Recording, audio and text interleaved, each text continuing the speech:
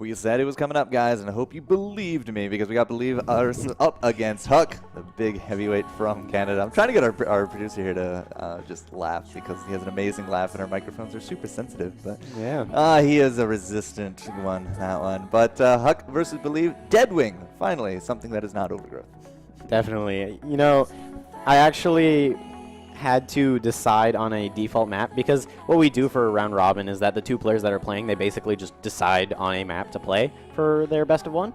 And right now, I decided to just go with Overgrowth because it's a map that a lot of people can just decide to deal with, it seems. But Deadwing, it's a nice map too. It's a very nice map, and it's also a very different tile set. So I enjoy it. Yeah. All right. Who do we got? Well, over on the bottom left of Deadwing, we've got our green Protoss. You saw him last game. It is from Microgamers. It is Believe. Yeah, he had won extremely well in that PvP. Now, you know, that was just practice because this guy up in the top left from Evil Geniuses, the hero of Canada, Evil Geniuses Huck. Hopefully that practice is going to pay off. Huck, world renowned for the top 3 control back in his day. Is he still the only StarCraft pro to win 2 MLG StarCraft tournaments? No, not anymore. Okay. I know he was the first to do it. I just wasn't sure if he is actually still the only. No. Still an impressive feat. A lot of money out of that. A lot of fame. Yeah. MLG tournaments. Do you remember, like, back in the Wings of Liberty, like, when it first came out? Octoshape.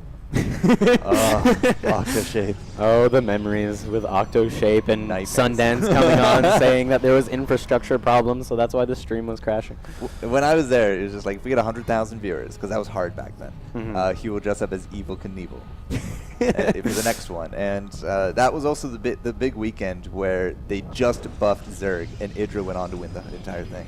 Oh, yeah. They increased the roach range, and he's just like, he just spammed roaches all tournament. That's all he did. It was just roaches, and they won. To supply to win, hype hype. It's amazing, yeah. But yeah, no, that's a little bit of history. You know, 5 years from now, when we're playing Legacy of the Void, we're gonna be like, remember that LANation tournament? Yeah, the first one that we did. We're gonna be on like LANation 2018. 2019. Yeah. I'll actually be done high school. Oh my god, that's a thought. All right, so what we got here again. No early expansions. It looks like actually a very similar build to the previous one there for Believe. Actually, he's going to be changing it up just a little bit. Now he's got the 3 workers on the gas, and Huck's going to be the one with just the 2. Actually, no, switches it up, gets it back up to 6 total. I can count. Thank you, Ontario school system. Yay. But, you know, 4-player map, again, not really knowing where your opponent is. Haven't even sent out any scouts there from either side. Watchtowers are in nice positions, though. They might be able to, the probes might be able to just find each other if they're lucky.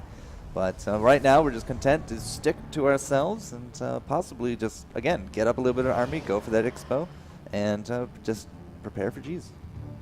Most likely. We've got, that probe was pretty far out there behind the mineral line. I was a little curious as to what it was doing, and it was dropping a Stargate, as I was just about to say, but you know. Snuffing plasma.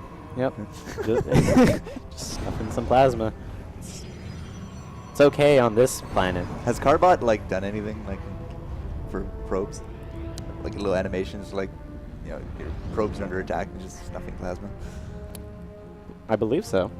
I remember one where it was like the Judicator. He was just like, our probes are under attack and we need more minerals constantly. It was very enlightening. Oh, Judicator. It was hilarious. Hard. All right, so and then he died.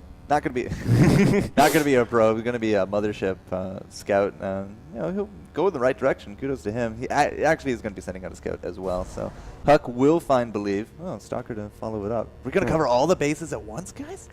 I think what he's trying to do is he's just trying to do a 2 to 3 Stalker rush with Mothership Core because he's doing basically the exact build that Believe was trying to do last game, but Mammoth thwarted it by going Phoenix.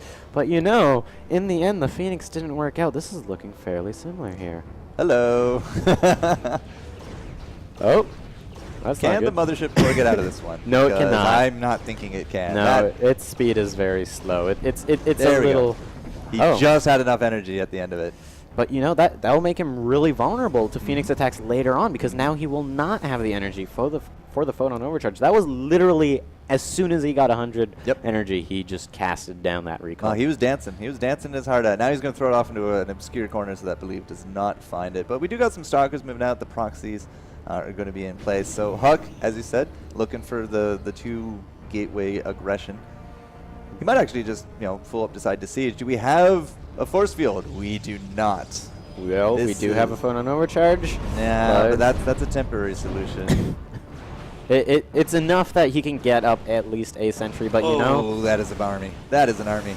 This is going to be really difficult. We do see Mothership Core is going to go down up top, but it doesn't matter because it didn't have energy anyways, and it wasn't even at the front of the battle. You might have even done Huck a favor here. I mean, that was a half hit point Mothership Core. Yeah. Now you can get a brand spanking new one. It's like when you lose your car. You're really doing yourself a favor. You're getting a new one. This is a big army, and I'm not sure Believe can really do much about this, being supply blocked as he is. He's going to be trying to throw down another pylon, got another gate. He's got his second gateway come up at the other side of his base. He's also trying to chrono boost out a Void Ray. And if this Void Ray, so long as it doesn't get targeted down, it can deal a lot of damage, but he needs to make sure he's hitting the Stalkers with the prismatic alignment. Doesn't want to keep hitting these Zealots. This is actually extremely bad for Believe because he's basically stuck at supply cap, cannot get another Phoenix, or cannot get another pylon down. Here comes the Phoenix from the top, but there's not really any kind of damage here to land on this, and I think Huck has actually now secured himself a very quick win in this PvP. Yeah, GG comes out there, and Huck, he's going to take it. The world-class Protoss from Canada, the Canadian hero. Well, that's I believed, but unfortunately I was wrong. C'est la vie. Huck is just an absolute monster, and he has, that kind of history to him. He has a lot of accolades, a lot of awards. Yeah. He's, again, world class, travels the world. Believe, he showed us a really good match before, and now unfortunately just couldn't work it here against Huck. Had he gone Immortals this round, would have been in a much better spot.